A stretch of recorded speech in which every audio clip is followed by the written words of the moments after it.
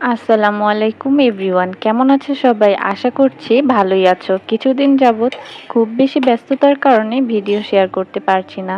বাসায় মেহমান এসেছে, আমার ছোট ননদ এসেছে বেড়াতে। তো যাই হোক, আজকে তোমাদের মাঝে একটি স্পেশাল ব্লগ নিয়েই হাজির হলাম। আজ কিন্তু আমার লক্ষ্মী জামাইটার বার্থডে। সবাই তার জন্য দোয়া করো যেন আল্লাহ তাকে নেক হায়াত দান করে এবং সব সময়ই সুস্থ রাখে। আজকে কিন্তু আমি দুপুরের রান্নাটা শেয়ার করলাম না, একদমই চলে গেলাম বিকালের নাস্তায়। বিকালের নাস্তার জন্য হালিম রান্না করছি, আর হালিম রান্নার জন্য নিয়েছি এখানে মাথার গোস্ত। আমার কাছে মাথার গোস্ত দিয়ে হালিম রান্না করলে খুব বেশি ভালো লাগে। প্রথমেই কিন্তু আমি গোস্ত রান্না করার জন্য যে সব প্রয়োজনীয় উপকরণ লাগে সব কিছু দিয়ে মাথার গোস্তটি রান্না করে নিয়েছি। এরপরে লাস্ট পর্যায়েই আমি হালিমের মিক্স যে মশলাটা থাকে সেই মশলাটাই দিয়ে দিয়েছি। এখানে যে মিক্স করা ডালটা ছিল সেগুলোকে আমি হালকা কুসুম গরম পানি দিয়ে আগে থেকেই ভিজিয়ে রেখেছিলাম, আর সেগুলোই এখন গোস্তগুলোর মধ্যে দিয়ে দিলাম। এবার ভালোভাবেই আমি রান্না করে নিব। কিছু পেঁয়াজও কুচি করে রেখেছিলাম বেরেস্তা করার জন্য। হালিম রান্না করার পর বেরেস্তাগুলো হালিমের উপর দিয়ে দিব, আর খেতেও খুব ভালো লাগে। মিডিয়াম আঁচে আমি পেঁয়াজগুলোকে ভেজে নিচ্ছি। আমার হালিম রান্না কিন্তু শেষ পর্যায়ে, আর বেরেস্তাগুলোকে আরেকটু বাদামি করে ভেজে নিব। এই তো একদমই বাদামি বাদামি হয়ে গেছে। দেখো বেরেস্তার কালারটা কিন্তু খুবই সুন্দর হয়েছে। আর এই যে আমার স্পেশাল হালিম রান্না। এবারে কিন্তু হালিমের উপরে বেরেস্তাগুলোকে আমি সুন্দর করে দিয়ে দিয়েছি, আর কিছু শসা কুচি, লেবু আর কাঁচামরিচ কুচি করে রেখেছিলাম। এই তো রেডি হালিম সুস্বাদু। একটু সুন্দরভাবেই পরিবেশন করে নিলাম।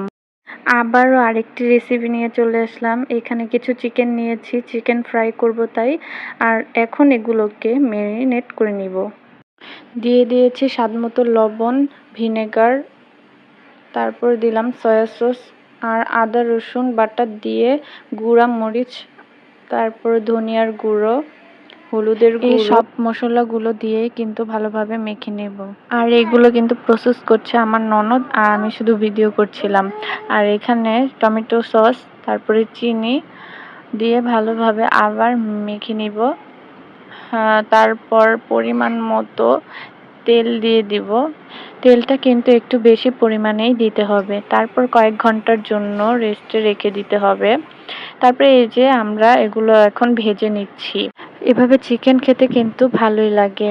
আর এদিকে কিছু নান রুটি বানিয়ে নিচ্ছে আমার ননদ, আর আমি পাশে থেকে রুটিগুলো ছেঁকে নিচ্ছিলাম। রুটিগুলো কিন্তু সুন্দরভাবেই ফুলেছিল। এই তো আমাদের খানা পিনা রেডি। এই তো কুটুস বুড়ির কাণ্ড দেখো। কুটুস বুড়ির বাবার বার্থডে, সে তাই একটু সুযোগ পেয়েছে, তাই তার ছোট আম্মুর কাছে বায়না ধরেছে যে তাকে একটু সাজিয়ে দিতে হবে। এই তো সে তো রেডি হচ্ছে। আর এখানে আমি একটি কেক অর্ডার করেছিলাম আগেই ওভেন ঘর থেকে। পেজের লিঙ্কটা আমি মেনশন করে দিব, আর তোমাদের ভালো লাগলে তোমরাও অর্ডার করতে পারো। আর জানিও কেকটা কেমন হয়েছে।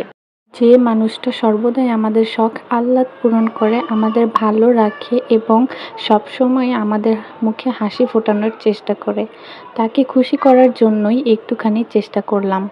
তবে সে এসব ফর্মালিটিস তেমন একটা পছন্দ করে না। তবে একটা মজার কথা হচ্ছে, তার বার্থডে তাকে আমি সারপ্রাইজ দিব কি, সেই ফোন দিয়ে বলে যে কেক খাবা, কেক লাগবে। যাই হোক বন্ধুরা, এটা কিন্তু গতকালকের ব্লগ, সময়ের কারণে আপলোড করতে পারিনি। ভালো লাগলে লাইক, কমেন্ট অ্যান্ড শেয়ার করো।